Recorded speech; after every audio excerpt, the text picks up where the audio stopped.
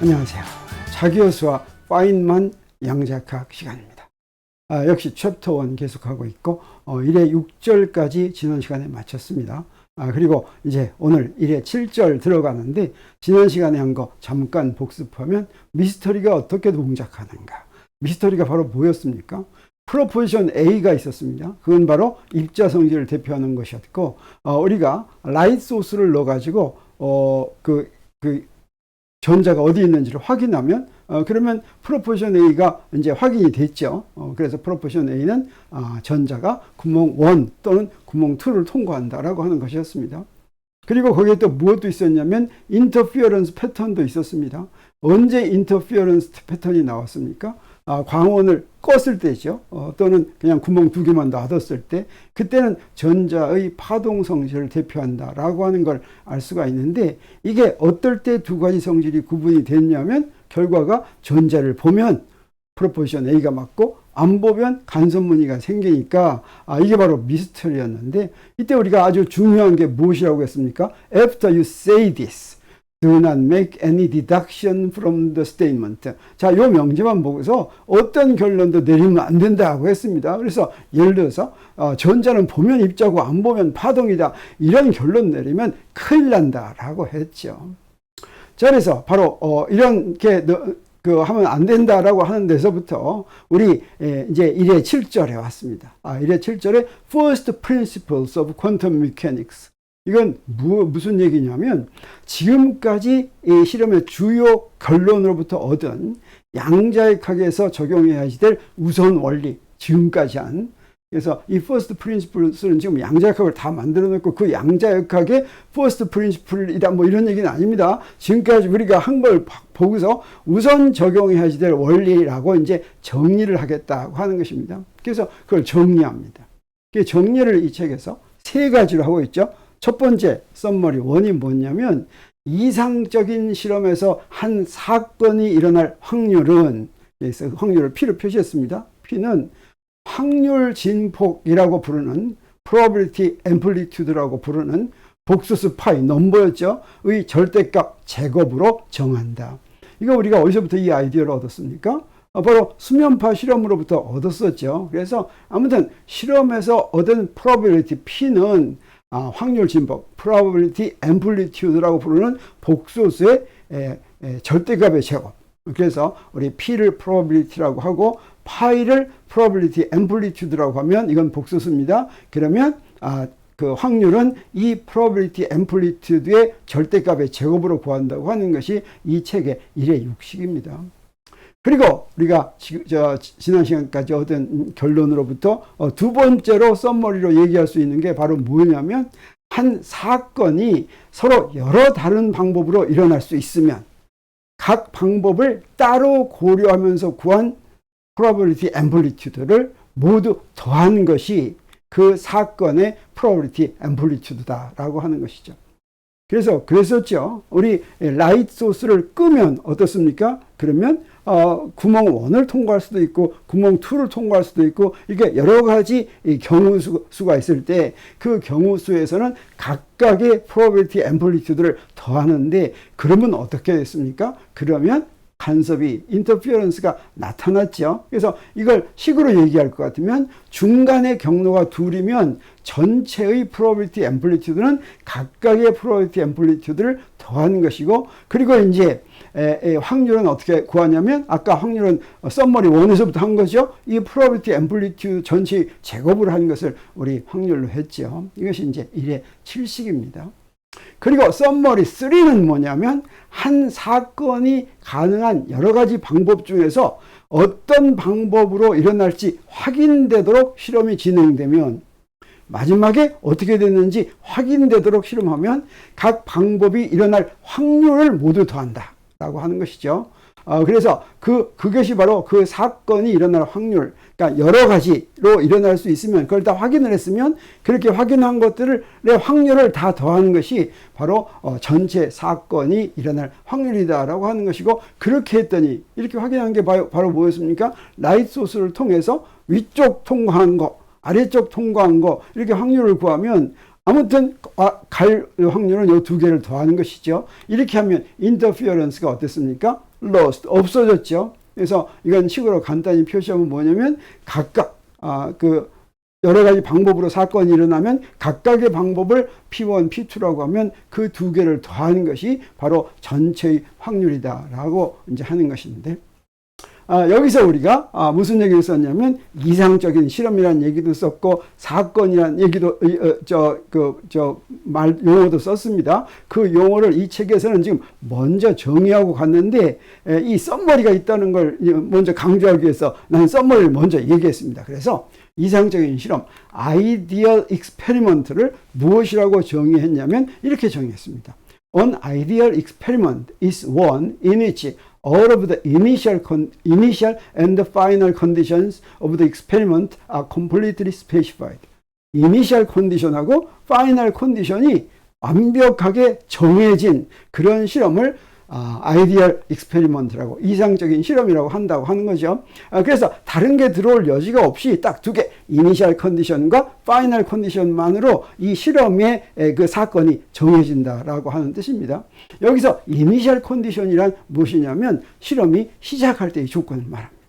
파이널 컨디션이란 뭐냐면 실험이 끝날 때의 조건을 말하는데, 그러면 이때 사건이란 뭐냐? 우리가 앞에서 사건 이야기를 했습니다. 사건, 이벤트는 어떻게 정의하냐면 what we will call an event in general, just a specific set of initial and final conditions. 그래서 그 이니셜 컨디션하고 파이널 컨디션만 정해졌으면 그러면 그것을 우리가 이벤트라고, 사건이라고 부른다고 하는 것이죠. 그래서 예를 들어서 for example, an electron leaves the gun. 그럼 이건 뭡니까? 이니셜 컨디션을 주어졌습니다. arrives at the detector. 그럼 어떻습니까?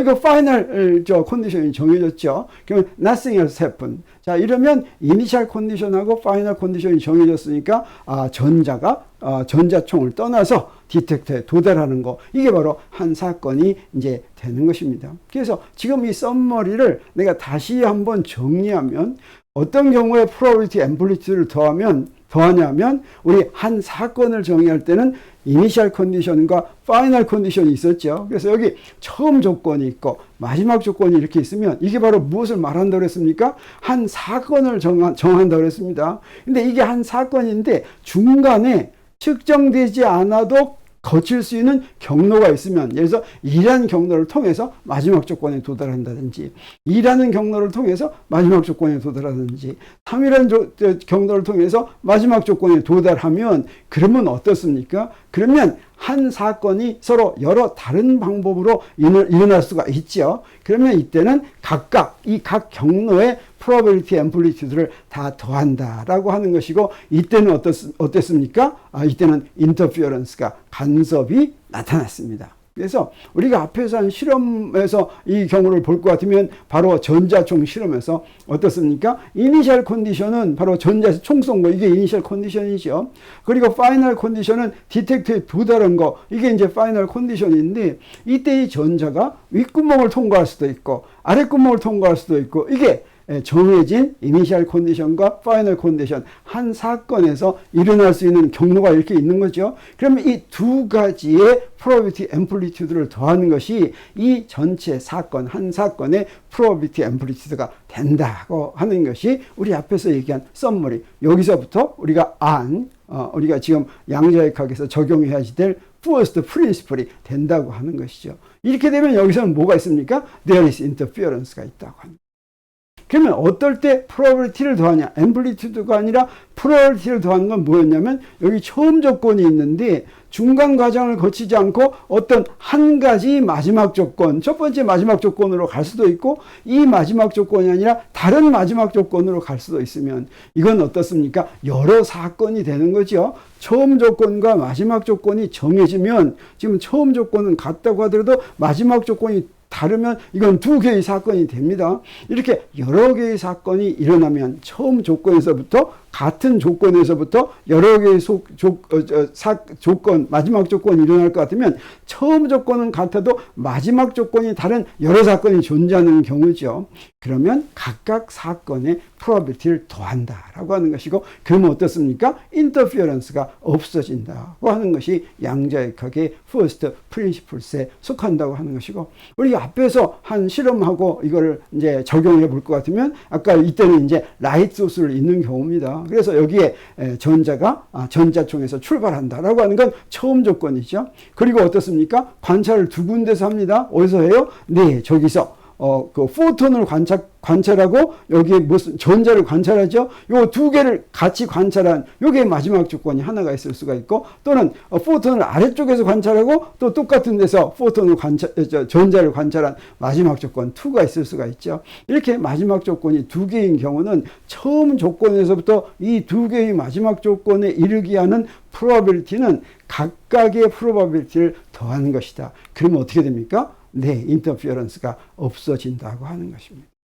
자, 이렇게 first principle을 만들었는데, 그러면 궁금한 게 있습니다. How does it work? 어떻게 해서 그런 first principle이 도대체 성립하느냐 이거죠. 그래서 one might still like to ask. 그러더라도 더 이렇게 물어보고 싶을 것이다 라고 하는 거죠. How does it work? What is the machinery behind the law? 지금 우리가 정한 실험에서부터 결론으로부터 구한 first law, first principles, 그것을 만든 그런 뒤에 뭔가 동작 원리가 있는지, 그 동작 원리는 무엇이냐고 물어볼 수도 있다고 하는 거죠. 근데 그 대답은 뭐냐면 no one can explain any more than we have just explained. 누구도 우리가 방금 설명한 것 이상 더 설명할 수가 없다고 하는 것입니다. 그래서 우리가 1장을 처음 시작할 때 어떻게 하고 시작했습니까? 지금 미스터리가 있는데, 전자실험, 이게 바로 미스터리였습니다. 이 미스터리를 갖다가 설명하려고 하면 안 되고 그대로 묘사한다고만 했죠. 여기서 우리가 설명했다고 하는 것은 그대로 묘사하는 것입니다.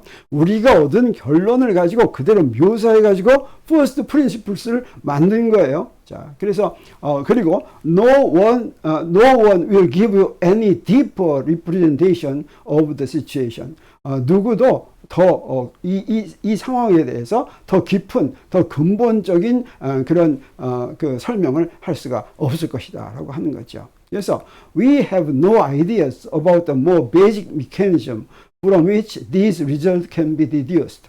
그래서 지금 우리는 우리가 얻은 이 결론, 우리가 지금 first principles를 만든 이 결론보다 더 베이직한 것에 대해서는 누구도 어떤 아이디어도 없다고 하는 것입니다. 그래서 바로 1회 7절에서 이것을 First Principles of Quantum Mechanics라고 부르는 이유가 바로 이것 때문이라고 할 수가 있겠습니다. 자, 그러면 여기서 우리 고전역학과 양자역학 사이에 중요한 차이를 하나 알 수가 있습니다. 자, 그러면 우리는 지금 양자역학에서는 어땠습니까? 전자가 어디 도달하는데 그 도달 확률밖에는 알 수가 없죠. 준 조건 아래서 조건이 주어졌을 때 전자가 도달할 확률만 구하죠. 이건 뭐냐면 실험의 정확한 결과를 예언하는 것이 불가능하다라고 하는 걸 얘기하는 겁니다. 자, 어디로 정확히 도착할지를 모르니까 확률만 구할 수밖에 없는 거죠. 그리고 바로 이게 사실이라면, 우리가 확률밖에 구할 수가 없다면 그건 바로 무엇입니까? 우리가 지금 사용하는 물리가 정해진 조건을 주었더니 그 조건에서 무엇이 일어날지 정확히 예언하기를 포기한다는 의미나 마찬가지입니다. 그럼 왜 이 이야기를 포기한다고 얘기하냐면 바로 이 앞에 있는 물리가 정해진 조건에서 무엇이 일어날지 정확히 예언하는 거, 이게 바로 무엇입니까? 이게 바로 고전역학이죠.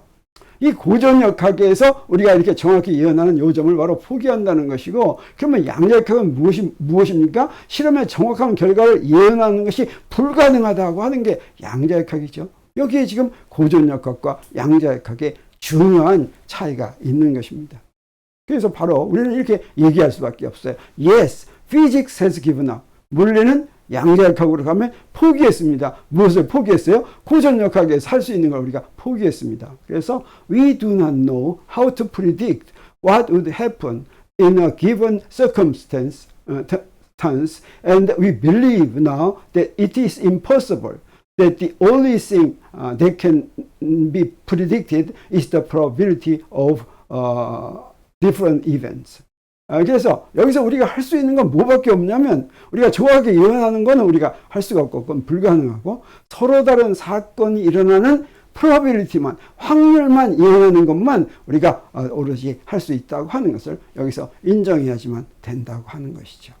그래서 이걸 갖다가 이제 더 얘기하면 it must be recognized that this is a retrenchment in our earlier ideal of understanding nature. 여기서 우리 earlier ideal of understanding nature 이거 바로 고전역학입니다. 우리가 앞에서 우리 네이처를 언더스탠딩하는 우리의 이상적인 거 그게 바로 뭐였습니까?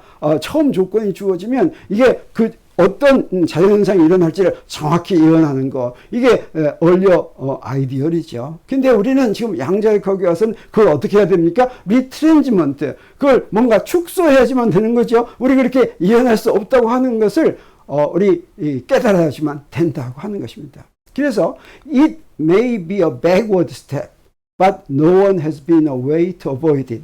그래서 이건 뭐라고 얘기할 수 있냐면 바로 물리에서 퇴보라고 얘기할 수가 backward step 하면 퇴보죠. 퇴보라고 얘기할 수밖에 없지만 no one has seen a way to avoid it. 그걸 피할 수 있는 방법을 누구도 찾지 못했다라고 하는 것입니다.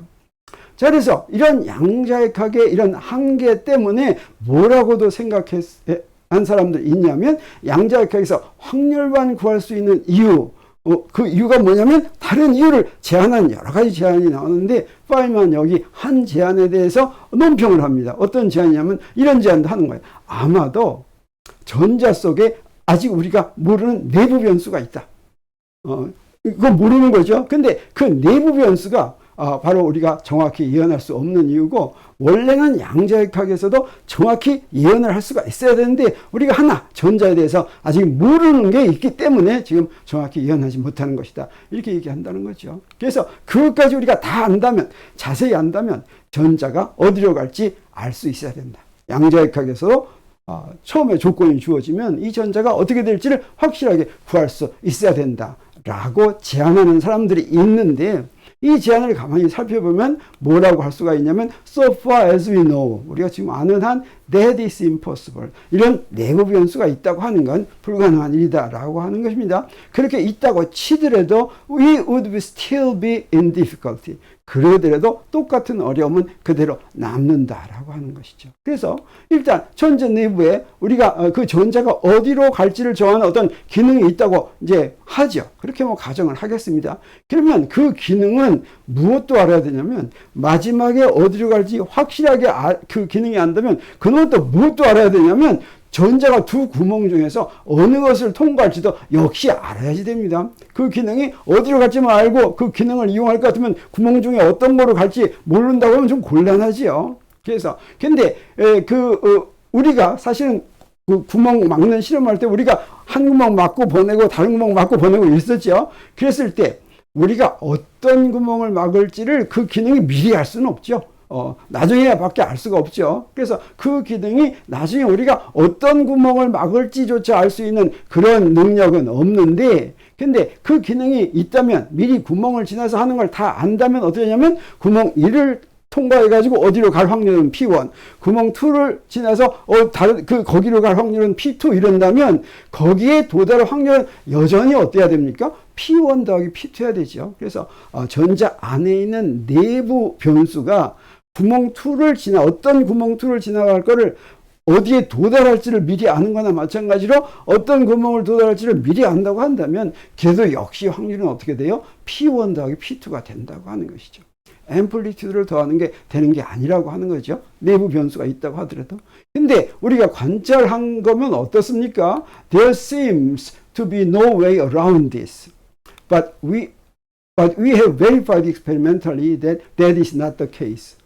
우리 실험으로 뭘 알았습니까? 인터피어런스가 나타나는 거 알았죠? P1 더하기 P2가 아니라는 걸 실험으로 알았습니다. And no one has figured the way out of this puzzle. 이 퍼즐을 이제 벗어날 어떤 이유도 아직까지 아무도 생각하지 못했다고 하는 것이죠. 그래서 so at the present time we must limit ourselves to computing probabilities.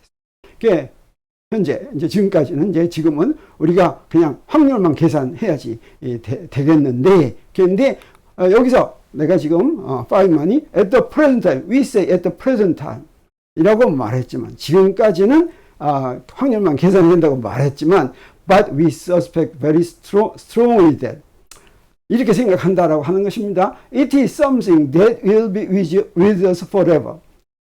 at the present가 아니라 probability만 계산하는 게 영원히 그렇게 해야 될 것 같다. 다시 말하면 probability를 계산 안 하고 다르게 할 도리가 없을 것 같다. 이런 뜻이 되겠습니다. That it is impossible to beat that puzzle. 이 이상한 거, 도저히 이해할 수 없는 미스터리를 깰 수 있는, 그걸 해결할 수 있는 방법은 없을 것 같다라고 하는 것이죠. 그래서 that this is the way nature really is. 바로 probability만 알 수 있다고 하는 것이 바로 자연이 진짜 있는 그대로라고 생각할 수 있다고 하는 것입니다. 그래서 오늘 우리가 배운 것이 무엇입니까? 아까 우리 1의 6절까지 그 결과가 뭐냐면, 전자를 보면 명제 A가 맞고 안 보면 간섭무늬가 생긴다라고 하는 미스터리를 우리 어떤 식으로 얘기하면 안 된다고 그랬습니까? 전자는 보면 입자고 안 보면 파동이다, 이런 식으로 말하면 안 된다고 그랬죠. 자, 그러면 우리가 first principle에서 뭘 얘기했습니까? 전자를 보면이란 무슨 뜻이냐면, 같은 처음 조건에서 시작해서 마지막 조건이 여럿이면 이런 뜻이 됩니다. 전자를 봤다고 하는 건 마지막 조건이 여럿이라는 뜻이죠. 그러니까 마지막 조건이 여럿이면 probability를 더한다라고 하는 뜻입니다. 이거는 입자이고 이런 뜻이 아닙니다. 그리고 만약에 정해진 처음 조건과 마지막 조건은 정해졌는데 진행하는 방법이 여럿이면 그러면 어떻습니까? 안 보면이라고 하는 뜻은 뭐냐면 처음 조건, 마지막 조건은 정해져 있고 그 가운데 무엇이 진행할지를 안 본다고 하는 뜻이죠. 그러면 어떠냐면 probability, amplitude를 더해야지 되고, 안 보면 파동이다 이런 뜻이 아니라 간섭무늬가 생긴다라고 하는 것입니다. 그래서 여러분 기억하는지 모르겠지만 이 책 처음 시작할 때 전자는 입자도 아니고 파동도 아니고 제3이다라고 했죠. 그래서 뭔가 이 입자의 성질, 프로포지션 A는 전자가 입자의 성질을 가지고 있다고 하는 것이죠. 입자의 성질을 가지고 있다는 것이 입자라는 뜻이 아닙니다. 또 특히 입자가 무슨 야구공 같은 입자가 이런 게 아니라는 뜻이죠.